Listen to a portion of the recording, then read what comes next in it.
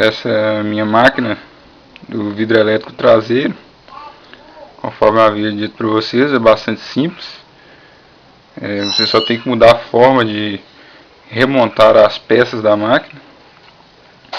Aqui eu utilizei um motor tipo Mabush, comprado no Mercado Livre, modelo padrão. E o corpo da máquina é todo da máquina manual. Somente a chapa de aproximadamente 2 milímetros de espessura é soldada na forma como eu indiquei naquela instrução que eu postei. A mola deve ser remontada porque ela que vai ajudar no retorno da máquina.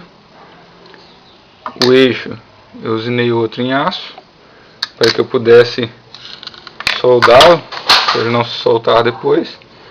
A cremalheira deve ser remontada nessa posição para que eu consiga colocar o motor nessa posição para ele não interferir com a carroceria.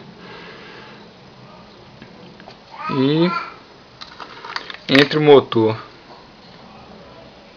e a chapa deve ser colocados espaçadores para a engrenagem do motor não encostar na chapa. Vocês podem ver, é bastante simples, funciona muito bem. Vocês viram o resultado dela montada. E é isso aí. O terceiro parafuso não precisa ser preso, somente esse e esse. E aí você fazendo o furo de 6,5 e prendendo com parafuso M6,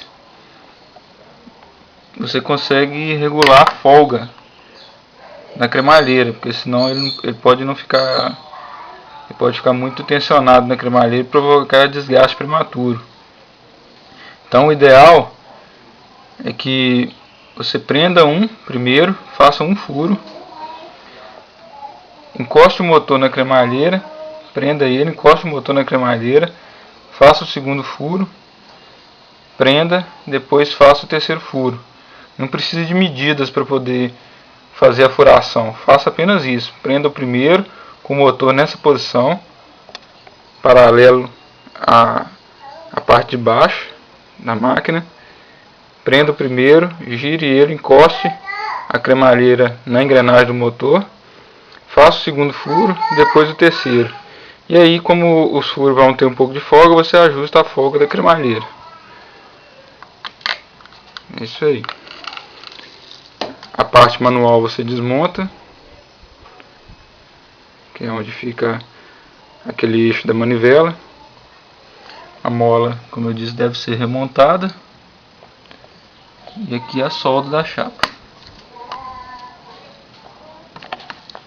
Ok? É isso aí. Qualquer dúvida, estamos aí. Obrigado.